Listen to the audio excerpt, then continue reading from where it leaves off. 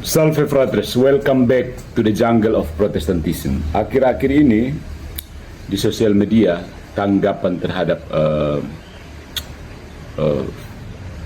argumen-argumen saya itu benar-benar membuktikan bahwa Protestantisme itu perusak kekristenan nomor satu di muka bumi. Saya akan mengajak kita kali ini untuk melihat doa kepada Orang Kudus dan teologi satu ayat ketika kitab suci menjadi buku resep. Ketika teologi ini ditetapkan oleh nada suara, ada yang mengira bahwa kebenaran itu soal volume. Begitu kasih naik volume, kalau volume lebih ini, itu kamu lebih benar. Makin lantang, makin alkitabiah.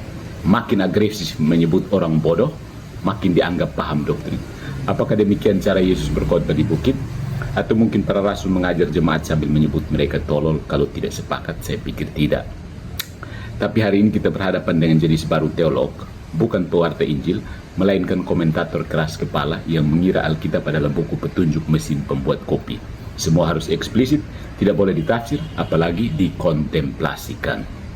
Jadi kitab suci sudah turun menjadi buku manual untuk merakit lemari yang dikirim dari IKEA. Itu sudah, kamu pesan IKEA, pesan perawat dari IKEA, semuanya dicabut, dia datang kembali untuk pasang kembali. Itu manualnya berupa Alkitab. Protestan ini merendahkan kitab suci, Orang Katolik menyebutnya kitab suci, kemudian Protestan datang menyebutnya Alkitab doang. Beda kan kitab suci dan Alkitab. Dari sini saja kita sudah sensenya menurun. Jadi Protestan itu merendahkan kekristenan menjadi sekedar baca buku lalu buat. Itu resep masak memasak, Oke. Alkitab tapi seolah buku resep. Ketika kita berbicara doa kepada para kudus, sang penentang menuntut mana ayatnya, sebutkan pasalnya, jangan tafsir. Luar biasa. Seolah-olah iman kita ditentukan oleh daftar langkah-langkah literal seperti 1. Potong Yesus setebal pengantara tunggal. 2. Tambahkan 2 ayat Paulus, aduk rata. 3. Panggang di bawah suhu metafisika tidak jelas, nominalistik misalnya. Yang 4. Sajikan hangat dalam kebencian kepada tradisi. Wow. Dengan standar ini, doktrin Trinitas pun harus dibuang, karena tidak ada satu ayat pun yang menyebut Allah Tritunggal. Tapi Protestan kok nunut kepada siapa, Tapi tentu mereka tidak akan sejauh itu. Mengapa? Karena kitab suci bukan buku resep. Ia adalah wahyu yang hidup, dibaca dalam terang Roh Kudus, tradisi gereja, dan akal budi manusia. Berikutnya, ketika argumen jadi cermin, penyerang menuduh saya melompat logika, menarik kesimpulan dari kehampaan, tapi menarik larangan terhadap doa para kudus dari Ulangan bab 18 yang bicara tentang perdukunan, atau dari Yesaya 63, Abraham tidak mengenal kami. Sayang sekali, saya minta kutipan misalnya dari Perjanjian Baru, tidak ada satu pun, bukan? Apakah itu tidak sama kreatifnya? Mari kita jujur, ini bukan tentang logika, ini tentang alergi terhadap apapun yang tidak masuk dalam daftar satu-satu. Dia tidak bisa menerima bahwa Kristus bisa membuka pintu pengantaraan kepada tubuhnya sendiri, karena bagi dia tubuh Kristus itu organisasi terputus. Protestan itu memang terputus kan dari suksesi apostolik. Ini paham mendalam yang harus diketahui orang Katolik. Kalau mati, putus hubungan, anathema sit. Tidak ada metafisika, hanya statistik spiritual. Betapa malangnya menjadi orang Protestan. Yang ketiga, kasih tanpa kontak, doa tanpa komunitas. Egoisme tingkat tinggi Protestan. Kalau memang ini teologi Protestan, pendeta-pendeta tangkap ini. Kamu pun teologi begitu merusak kemanusiaan. Kamu berdiri kemurnian Alkitab tapi merusak kemanusiaan. Merusak kemanusiaan. Oke, kita diskusikan. Sang penentang tampak sangat takut kalau para kudus mendengar doa kita.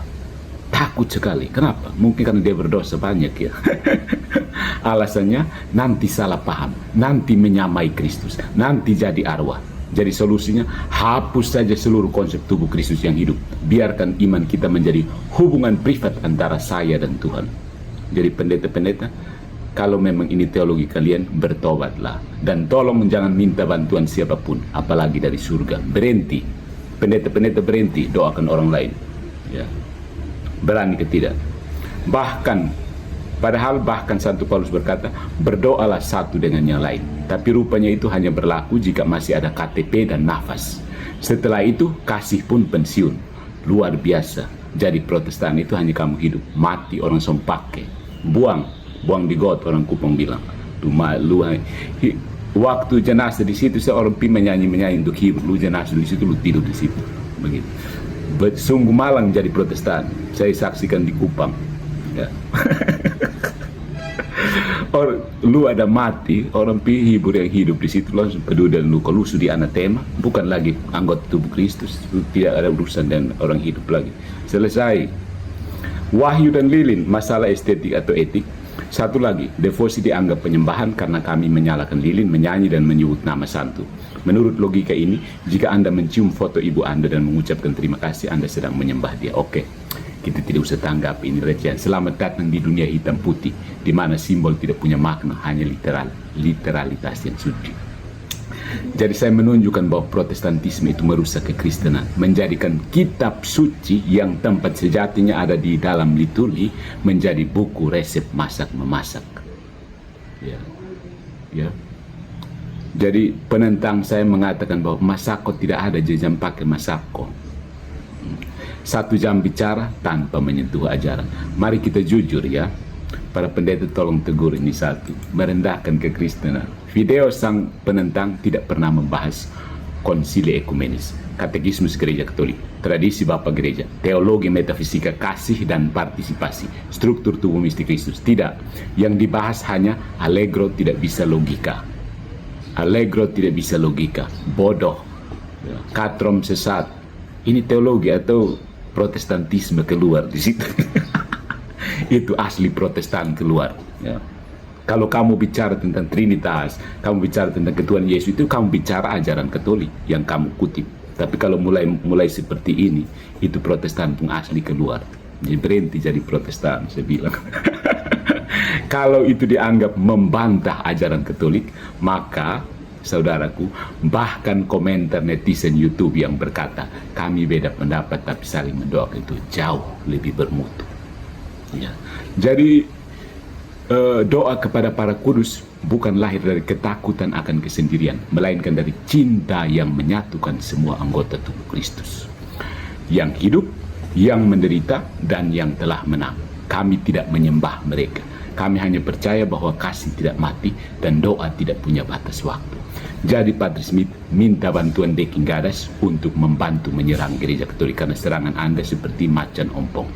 Dan jika Anda merasa itu sesat karena tidak eksplisit satu ayat pun, maka barangkali sudah waktunya Anda bertanya, apakah saya menyembah Kristus atau hanya menyembah tafsir pribadi saya terhadap huruf mati?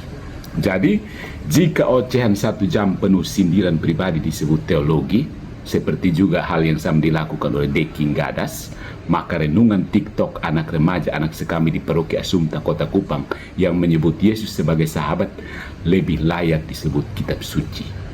Ya, peringatan untuk Protestan-Protestan yang merendahkan kitab suci sekedar menjadi buku resep masak memasak. Sekali lagi,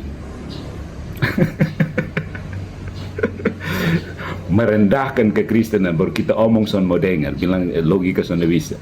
Begitu mau bantah ajaran Katolik, tidak mau bantah ajaran Katoliknya, pi bantah orangnya. Mau membungkam Patrice Allegro kah?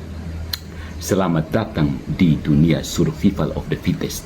Hukum rimba dalam Protestantisme benar-benar berlaku di sini. Jadi orang Katolik kita semua bisa sadar kan, Protestan itu hanya seperti orang yang tinggal di hutan, tidak ada hukum, baku rebut saja. Siapa yang teriak paling keras, dia yang menang menjadi otoritas. Menyedihkan sekali ya. Saya harap Patrice Allegro saja yang bicara seperti ini. Imam-imam yang lain, saudara-saudariku yang lain, mari kita mendoakan saudara-saudara terpisah kita sesuai dengan himbauan Paus Leo ke-14. Karena kerusakan ini sudah tidak bisa dikendalikan lagi. Hanya Roh Kudus saja yang bisa menyadarkan orang-orang seperti ini.